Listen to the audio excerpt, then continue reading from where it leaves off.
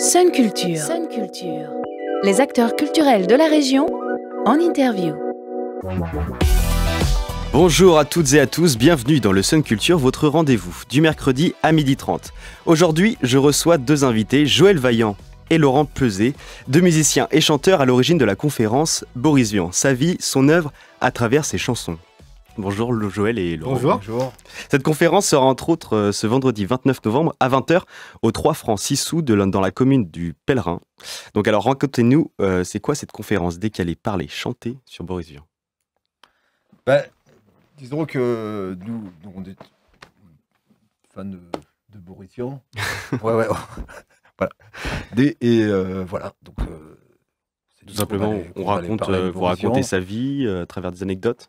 Disons que ça fait une quinzaine d'années qu'on fait ce spectacle-là et on a travaillé beaucoup sur les biographies et on a trouvé, on essaye de mettre en valeur Boris Vian avant tout et surtout comme un auteur de chansons et comme sinon le plus grand auteur de chansons de ces 100 dernières années. En fait, pour contrecarrer l'image du Boris Vian touche à tout et qui a été artiste dans énormément de domaines. Voilà, c'est ça exactement. Donc, vous le dites, pour réhabiliter Boris Vian comme le plus grand auteur de chansons du XXe siècle. Donc, alors, comment s'y prend 60 ans après sa mort, en 2019 ça fait 15 ans que ça existe. Mais... Alors, nous, ça fait quand même 20 ans qu'on fait ça, mais ça fait des années. Enfin, on n'a pas entendu on n'a pas entendu l'anniversaire l'anniversaire pour voilà. Alors, disons que nous, on essaye, dans le répertoire qu'on a choisi, sur les plus de 470 chansons qui ont été écrites par Boris Vian, de transmettre des chansons qui ont été chantées par presque personne. Et on a choisi des chansons avec des styles musicaux différents, donc accompagnés par la guitare et l'accordéon diatonique. Et on essaye de mettre en valeur la richesse du répertoire. Ouais. Et parce qu'on entendait là tout à l'heure la musique avant, mais Boris Vian, il est à l'origine des premiers rock'n'roll français. Oui, c'est vrai. Michel Legrand qui a rapporté des États-Unis en 1956. Que 1956, il rapporte des États-Unis quelques titres qui font fureur outre-Atlantique. Ouais. Et mis à part ça, comment vous pouvez dire que les chansons de Boris Vian sont intemporelles? Intemporelles? Parce qu'elles rentrent quand même dans une certaine forme d'actualité quand on regarde tous les sujets dans lesquels il traite. Disons que ce qui est assez drôle avec Boris Vian, c'est que quelque part, ce qui est surtout connu, c'est le déserteur. Mmh. Alors que, comment dire, c'est ça qui l'a fait connaître. Pour nous, c'est pas forcément la plus intéressante. Ouais. Voilà. Mais c'est vrai qu'il y a plein de chansons autrement. Il y a une diversité de chansons. D'ailleurs, des chansons qui sont pas forcément toujours intemporelles. Il y a des chansons qu'on vieillit. Il y a des chansons qu'on Marogaine, là. Marogaine, ouais. Notamment le déserteur aussi en France. C'est vrai que ça vieillit. C'était quand même dans un événement très particulier. Ouais, non, puis on veut pas dire. C'est parce qu'on connaît souvent Boris Vian par rapport au déserteur. C'est pour ça que. Oui, alors qu'il y a d'autres choses que le déserteur. Mais on la chante pas celle-là parce que on a fait le choix de pas chanter des chansons trop connues. Et justement, pourquoi? Déjà pour faire connaître le nombre de chansons qu'il a fait, parce qu'il a fait beaucoup de chansons du répertoire américain. Où il a changé. Et après, il y a tout. En fait, en gros, on essaie de mettre en valeur 3 périodes essentielles de ses compositions, c'est-à-dire toute une partie avec Alain Goraguer, un auteur-compositeur. D'accord. Après avec Jimmy Walter, et puis après toute la fin de sa vie avec Henri Salvador. D'accord, ok. Voilà, c'est ça. Parce qu'il y a plein de compositeurs différents. Oui, il a bossé avec John Renard, une cinquantaine de compositeurs différents. Oui, une cinquantaine de compositeurs. Sur toutes les chansons. Et une question un petit peu personnelle sur vous deux. Vous venez de deux univers très différents.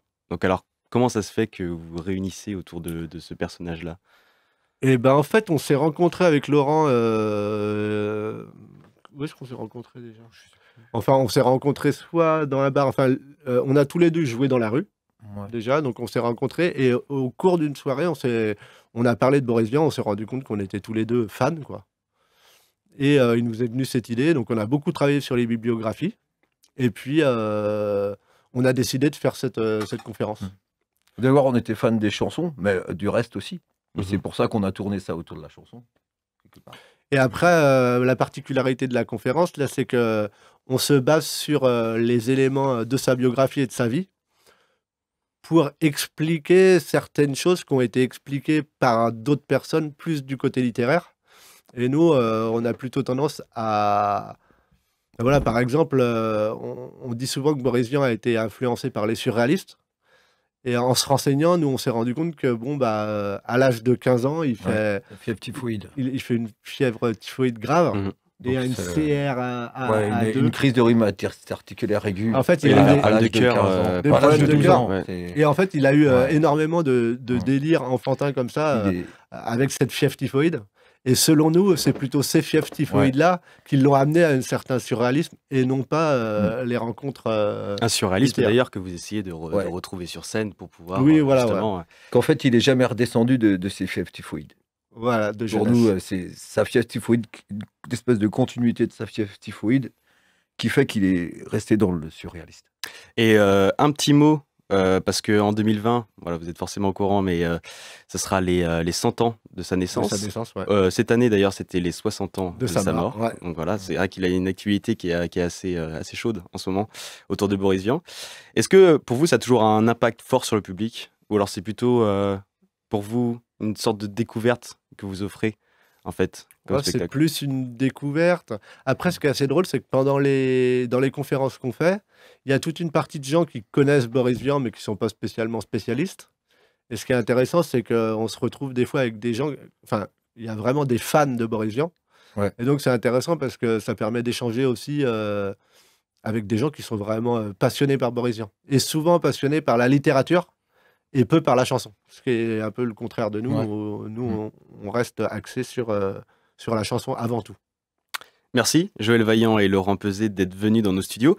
Aujourd'hui, c'est un Sun Culture un peu spécial car nos deux invités vont nous interpréter un des titres qui sera joué dans leur spectacle en direct sur Sun. Je rappelle que la conférence Décalée et chantée Boris Vian, sa vie, son œuvre à travers ses chansons se présentera ce vendredi 29 novembre à 20h au 3 francs 6 sous au Pèlerin et à une vingtaine de minutes du centre de Nantes vers l'ouest. Ce n'est pas tout, pourtant. Ils seront aussi le vendredi 6 décembre à 19h30 à la médiathèque Colette à Saint-Malo de Guersac et le lendemain, le samedi 7 décembre à 19h au Café de la Loire à Paimboeuf. Je laisse la place à nos deux invités. Alors, une chanson de 1957 sur des paroles de Boris Vian, une musique d'Alain Goraguer. Bon, Calypso Blues, qui a été chanté par Boris Vian lui-même et par... Et ben nous, Ouais, par nous. Du soir au matin, sous le soleil qui tue, dans un port lointain, je travaille et je sue, tout près des gros cargos qui s'en vont là-bas sur l'eau. J'ai trop de boulot. Toute la journée je m'esquinte pour te payer des chapeaux neufs qui me donnent plutôt l'envie d'être veuf, mais qui produisent un effet bœuf sur les ballots. J'ai trop de boulot, je peux pas t'accabler de mes plaintes, mais si ça continue comme ça, je pourrais pas faire de vieux os et tirer à planter des dahlias sur mon caveau. J'ai trop de boulot. Du matin au soir, devant l'alcool qui tue, chez Jojo le noir, avec toi ma sangsue, je danse le calypso en te caressant le dos. J'ai trop de boulot. Toute la nuit méchante femme, tu m'accables de tes baisers, de tes caresses forcenées, de ta tendresse à 100 degrés.